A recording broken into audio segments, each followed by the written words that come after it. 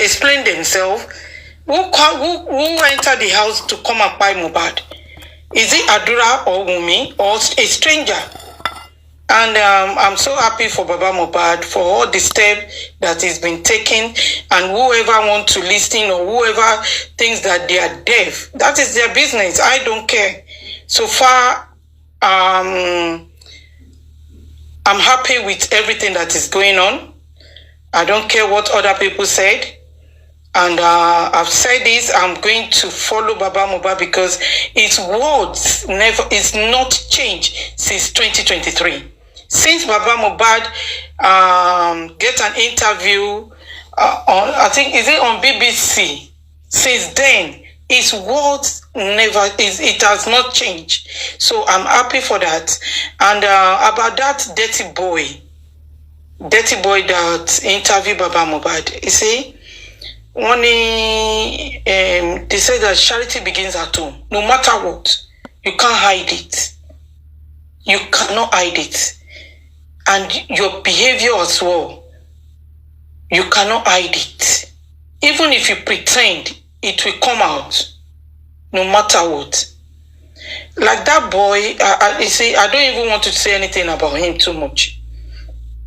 Because I remember when K1 lost his daughter at this place, Canada.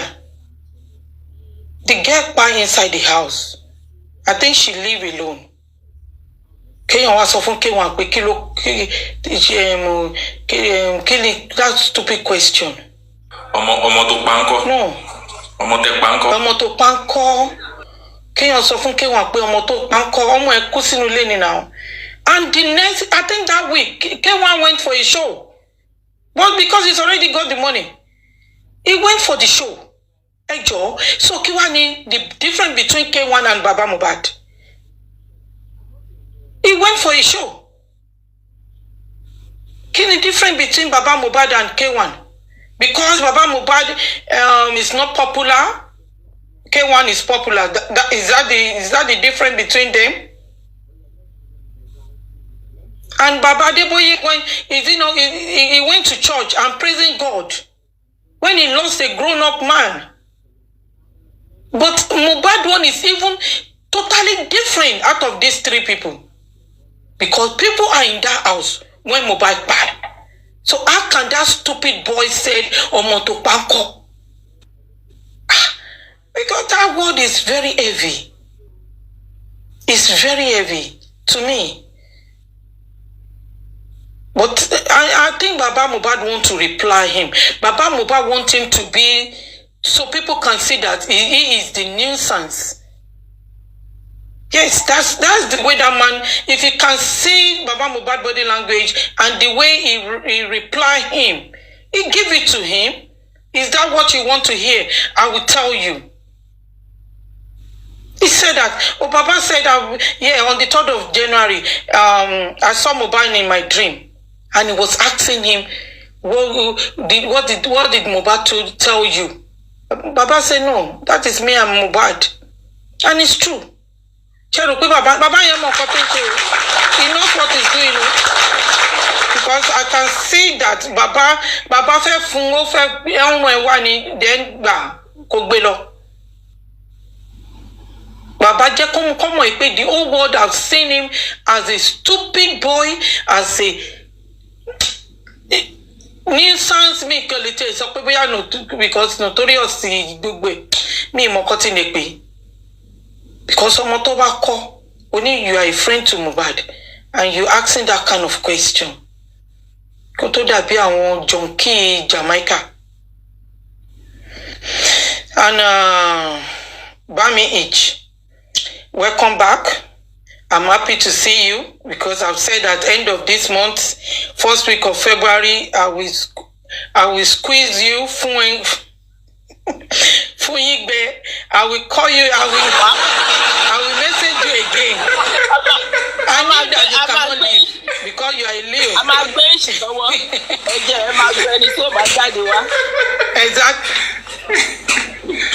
Exactly. Because I knew you're a Leo.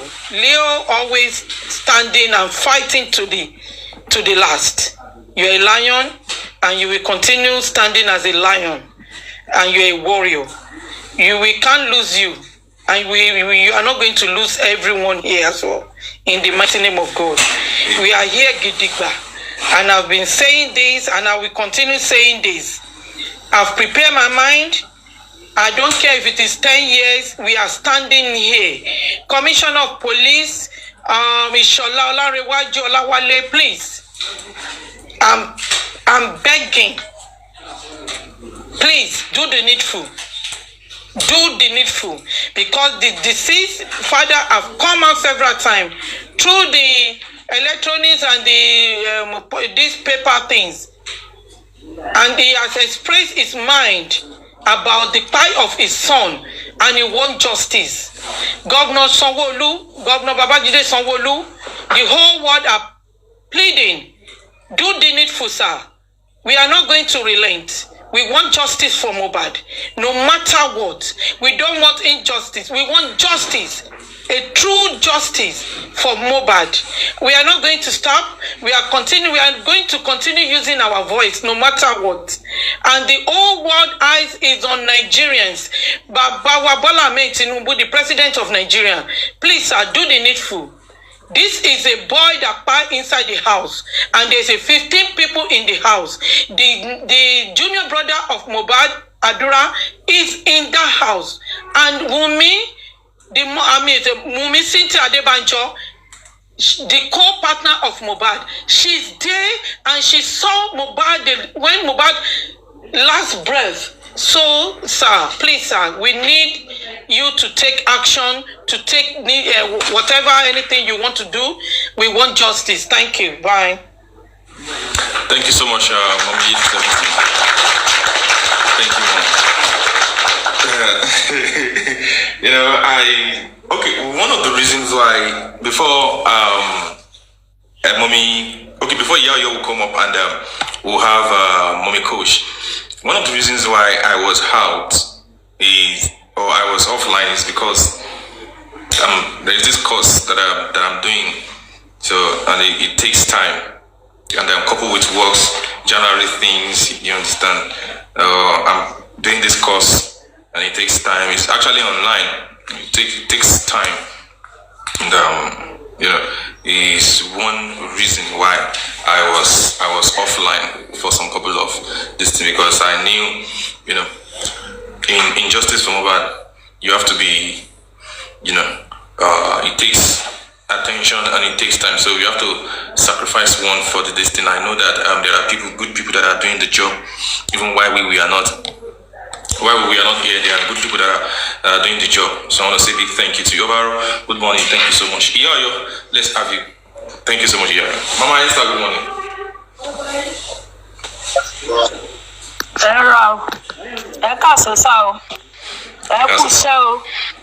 Yes, ma'am. This talking kò ní ṣàrí yín o. A mọ̀ rí yín bá rò ní yín o. Ní rí ń gbé sọnù bí ò ṣe bí ọmọ o. Omi ara yín, ẹ̀jẹ̀ ara yín, Èdùmàrè ò ní fi dè yín o. Ara ò ní ní bàbá lọ́ba fún wa o. Nǹkan ò ní ṣe bàbá jò sí ẹ̀mí wọn kú o. Lójú ẹ̀mí wọn láì gbàdájọ́ òdodo. Ẹni ọba láàní ìgbà ní ojú wọn, ẹ̀yin ó ń tọ̀hún ní ó ṣe. Bẹ́ẹ̀ ni ó rí, ó ti rí bẹ́ẹ̀. A sọ̀rọ̀ lónìí, àṣẹ ti tó tẹ̀lé.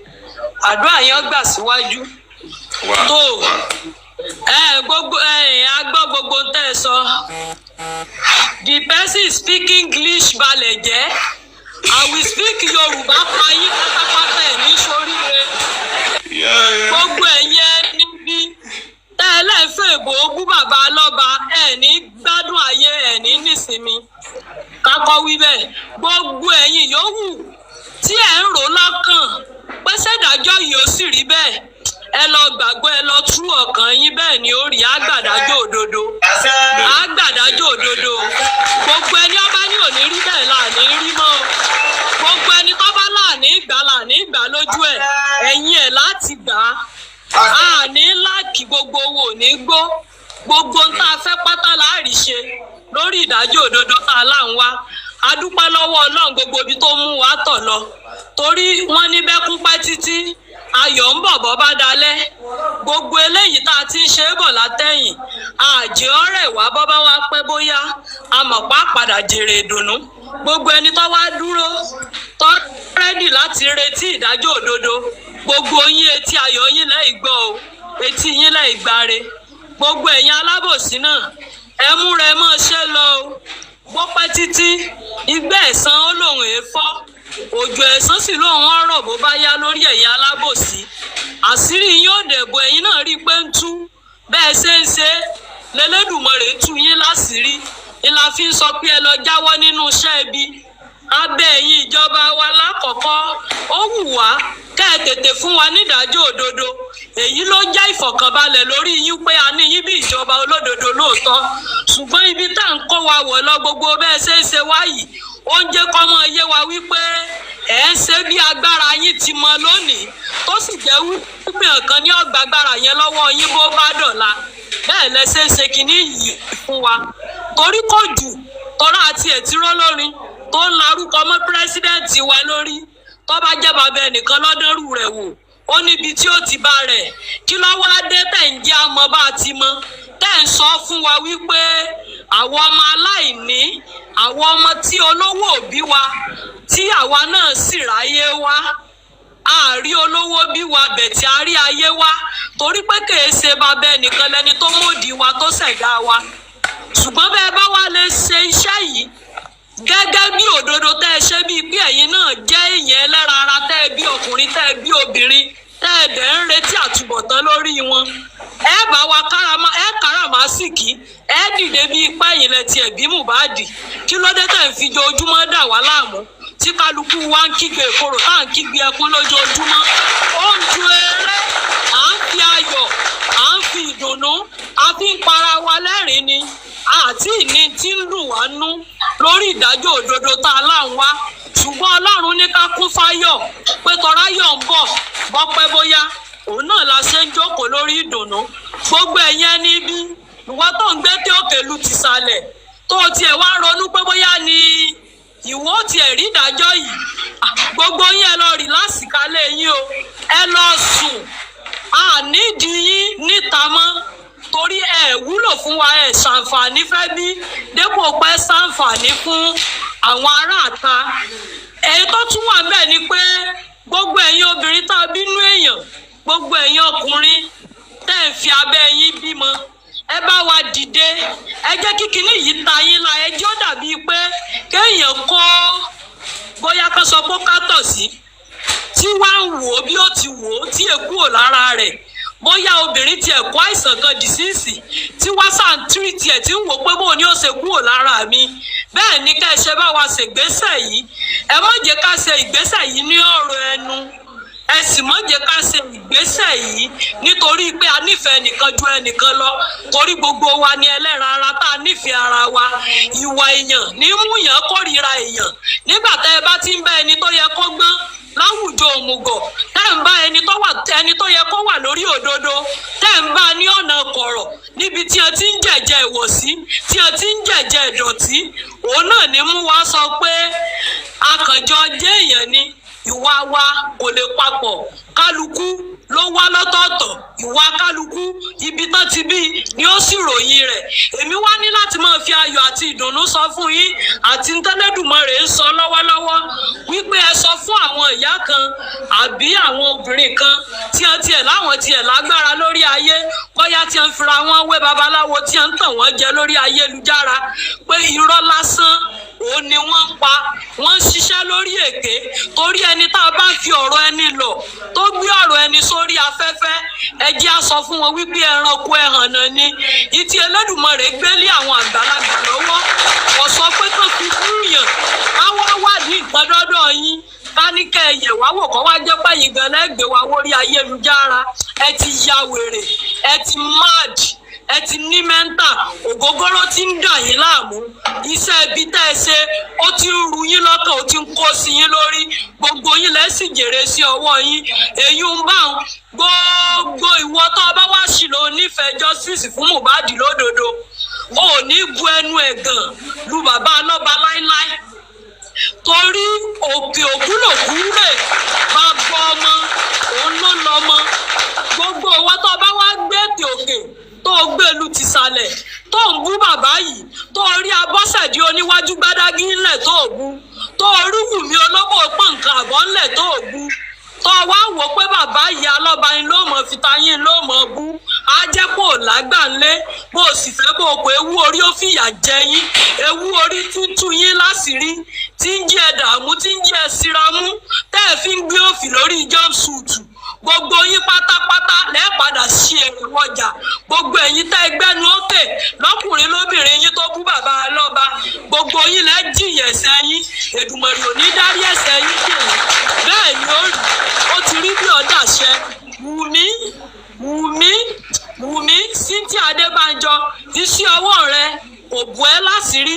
Wọ́n ní bájá ti lè wù kọ́ pẹ́ láyé tó, wọ́n lẹ́rọ ògún ní í ṣe, bó ti lè wù ká ẹ̀bó tó, Elédùmarè tó ní Mohbad ògbó, ọba tó ní ẹ̀jẹ̀ rẹ̀ tẹ́ tálẹ̀, ọ̀dárí rẹ̀ jìyín, kó ti lè wù ká ẹ sáré tó àtọba yín àti ìjòyè yín àti bàbá Liam àtàgbánínà tí ń gbowó àgbàná káyé tóun ò gbowó re. Gbogbo yín pátápátá lẹ́ẹ̀ padà jẹ̀bi.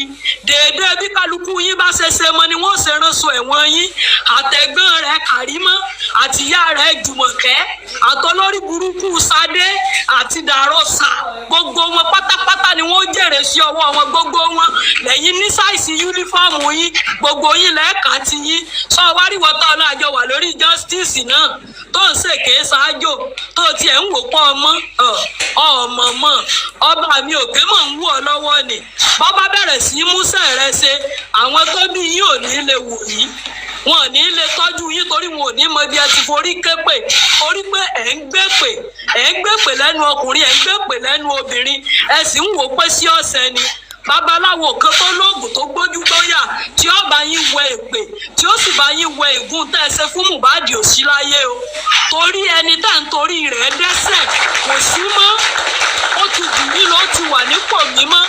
Wọ́n wá wò pé èpè tí wọ́n ṣẹ́ wọ́n ń pa lẹ́nu ni, èpè ti mú yín jọ, èpè wulẹ̀ tí ń jà yín jọ, àbólórí burúkú ni yín. A gbọ́dọ̀ mọ́ fẹnu wíyùn. Àkọ́kọ́ ilé tá a ti jáde ọ̀gbá láyè, ìwà ẹ̀yìn ẹ̀hànà yìí ló fẹ́ sọ wá di bákan náà. Bẹ́ẹ̀ sì la ìṣẹ́gbẹ́ ajúra wa lọ. Ìwọ tó bá wá dá lójú tó o dá ń tọ́, tó o gbójú tó o lóò gbóyà, tó o gbókàn tó o lóò gbónu, wá síta gbangba, wá bú àwọn ìyá olódodo, wá bú àwọn bàbá olódodo, á júwèé bí wọ́n ti bí ọ, á fọ̀nà lé hàn ọ́. Àkọ́kọ́ á kò ní ọ̀sẹ̀ sí àgbáyé báwọn àti yín ijó ní ìṣẹṣẹ. Ẹlẹ́ẹ̀kejì, á ní káyé wo ìdí rẹ, kí wọ́n káyé irun tó o ní, wọ́n fi tọ́ yín sọ́nà pé olórí burúkú pátá ni yín, ẹ̀yin olórí ibú yìí. Níbi tí bàbá ti lọ ṣe interview, olórí burúkú tí ń bi wọ́n léèrè ọ̀rọ̀, kà á yí ọ́ kò ní ragbá fún ọ̀tá yàtọ̀ mọ́. Olórí burúkú, ó dẹ̀ ń fi ẹ̀sùn ìdọ̀tí díẹ̀díẹ̀ kan bàbá yìí, ó dẹ̀ ló ń bá wọn sọ̀rọ̀, ó pè wọ́n sí fìtí. O ò ní jèrè, ayé rẹ̀ ọlábàṣẹ́sì ni, o ò ní nísinmi. Gbogbo yín pátápátá tẹ́ wà di ọ̀tẹ̀, bẹ́ẹ̀ bá rẹ́rìn láàárọ̀, gbogbo yín pátá lẹ́ padà sunkún lálẹ́. Bẹ́ẹ̀ bá wọlé tẹ́ ẹ kí gbé ẹ̀rín wọlé, ẹkún lẹ́ padà bá jáde. Bẹ́ẹ̀ ni ó rí bí ó ti rí nù. Gbogbo ẹ̀yin olólùfẹ́ wa pátápátá tẹ́ ẹ jó lódodo lórí justice àmọ́ yín o. Kìí sàwọn tí ń wọ DM lọ tọrọ owó, kìí sàwọn tí ń wọ DM tí ń lọ gba owó lọ́wọ́ PS o. Ẹ̀yin nǹkan là ń pè lólódodo, ẹ̀yin oníjẹkújẹ alájẹránu, ẹ̀yin oníjẹ ìdọ̀tí, oníjẹ ìríra, ẹ̀yin obìnrin téèyàn fi ń ṣépè fóbì, ẹ̀yin ọkùnrin téèyàn fi ń ṣépè fọkùnrin. Ó ṣe ní láàánú fún Tẹ́ní Ológo. Ṣebí ìgbà tó gbowó lọ Kàrímọ́ tó pass me 100,000, ebi lẹ́nu rí ògbódodo mọ́ lọ bẹ̀rẹ̀ sí bá bú bàbá. Ó sì ọ yẹ fàgbàlagbà tọpọlọ rẹ̀ dojú délẹ̀.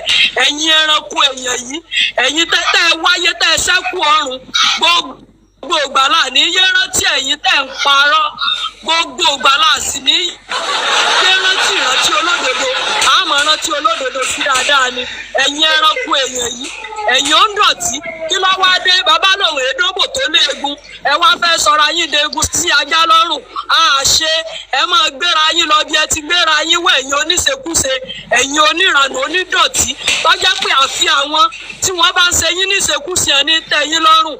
Ẹ̀yin tẹ́ ìsàbíàmọ́ ẹ̀yin ìkà yìí, gbogbo owó tó bá jẹ́ pé o bímọ tó o sì fi ológo bíi Mohbad láyé, tó o sì gbàgbọ́ pé òkú Mohbad ó tàjà ayé gbogbo lórí lọ lágbàáyé, tí o gbàgbọ́ nínú ẹ pé òkú ọmọ yìí ó sàn ju àyè yìí tẹ̀ǹtẹ̀ bí asán lọ. Gbogbo yín pátá ẹ jẹ́wọ́ ẹ̀yin wo yẹn hàn náà. Ẹ mọ̀ pé Ọlọ́run ṣoore fún yín ní Nàìjíríà tẹ́ ẹ sì wò sùsù tẹ́ ẹ jẹ́ kán bo ògo yẹn mọ́lẹ̀. Òní ṣọ́gbọ́n ń dilé yín mẹ́jọ ẹ̀kan sáré ni ẹ̀ ń ṣe lásán ni. Ẹ̀yin alábùkù, ẹ̀yin ẹranko, ẹ̀yin ó ń dọ̀tí, ẹ̀yin àgbà, ẹ̀yin òpònú, ẹ̀yin kánimọ́nì, ẹ̀yin akídanidání, ẹ̀yin jẹbíjẹbí, ẹ̀yin tẹ́ ẹ̀ ní jèrè. Tí àárọ̀ yín ò pé yín, títí alẹ́ yín ò ní san yín. Bí bàbá Mohbad kan pasán, speak English, I will speak Yorùbá kọ́, òní soríire, màá jẹ yín kàrà gbá fún yín. Ẹ̀yin jẹjẹjẹ, gbẹgbẹgbẹ, ẹ̀yin òṣì, èèyàn ránù, ẹ̀yin amọ́nisẹ́ ni aṣẹ́nibánidárò yìí. Ẹ ní nísinmi, ẹ ní gbádùn àní fi yín lẹ̀. Ọbẹ̀ tàkẹ́yìn ìjọba tẹ́ ẹ lọ sí òdodo yín tẹ́ ẹ bá fẹ́ gbádùn ayé. Tí ó bá ku ìṣẹ́jú kan, á bẹ̀rẹ̀ sí máa dákọ yín lọ́kọ̀ọ̀kan látòrí IPO lórí ẹni tí wọ́n gbé lọ fún, lórí mọ́túárì, lórí dókítà tó gbé Mohbad lọ fún. Ẹ rí i pé gbogbo yín lẹ́ padà jẹ̀bi lórí tẹ́ ẹ ṣe. Wí àyùbàdìwé yín, ẹ̀yin tẹ́ ẹ lọ́pọlọ, tẹ́ ẹ ní sẹ́ǹsì, ẹ ní nísinmi, kò ní yẹ yín kàrà gbá fún yín.